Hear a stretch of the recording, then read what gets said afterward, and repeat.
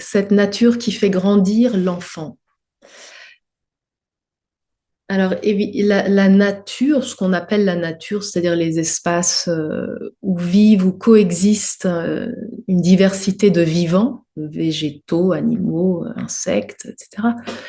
C'est en fait un environnement qui est très riche d'invitations pour que l'enfant exerce sa curiosité et aussi sa motricité et son intelligence. C'est-à-dire que c'est un environnement qui offre beaucoup d'occasions à l'enfant, à différents âges, alors même chez le tout petit qui se déplace pas encore, et puis encore plus évidemment chez un enfant qui commence à se déplacer.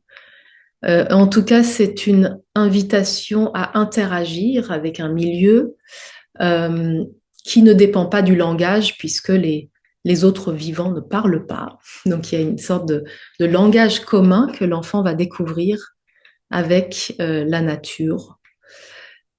C'est aussi un environnement qui fait appel à tous les sens en même temps. Et je crois que ça, c'est très important. Si on compare euh,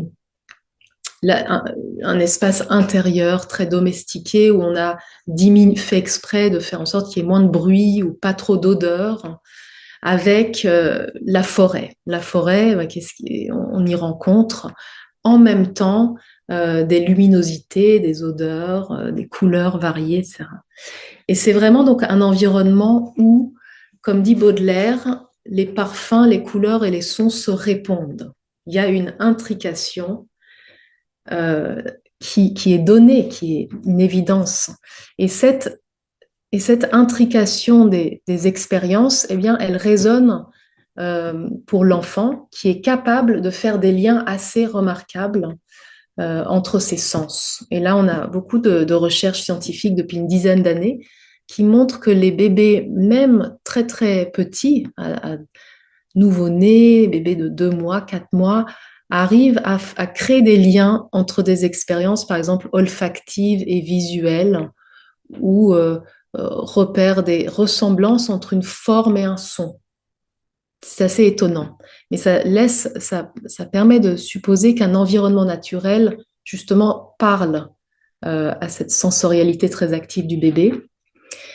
Bon, la nature, en plus, il faut se rappeler qu'elle s'offre au bébé. Elle est très généreuse, elle ne coûte rien. Donc ça, c'est un avantage immense de comprendre à quel point la nature est adaptée aux compétences perceptives des bébés. Et je voudrais citer un travail que je trouve assez remarquable, un travail artistique et engagé du côté de la question écologique, de Vincent Vergonne et de la compagnie Les Deux Mains qui chantent, qui travaille donc à Paris. Vincent Vergonne a créé dans la banlieue de Paris, en Seine-Saint-Denis, un jardin pour les bébés. Et ce jardin, il l'a appelé le jardin des merveilles. Alors, des merveilles en un mot. Mais c'est un jardin qui comprend des merveilles aussi.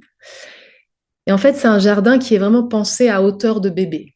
Donc, c'est le seul en son genre que je connaisse, mais ça fait des émules.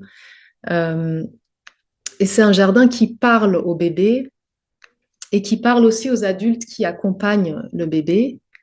C'est un jardin qui accueille d'ailleurs les bébés, les adultes et toute une flore et une faune qui choisit de vivre là. C'est-à-dire qu'il y a une pensée très intéressante derrière la conception de ce jardin, d'ailleurs en lien avec le paysagiste Gilles Clément, qui donne une sorte de liberté à la vie non humaine. Hein, donc les plantes, c'est pas le jardinier qui décide de planter telle ou telle plante ou d'introduire telle ou telle espèce qui serait moins dangereuse, etc. Le jardin invite tous les vivants à y habiter euh, dans une sorte de respect des vivants qui d'ailleurs se régénèrent sans cesse. C'est jamais le même jardin.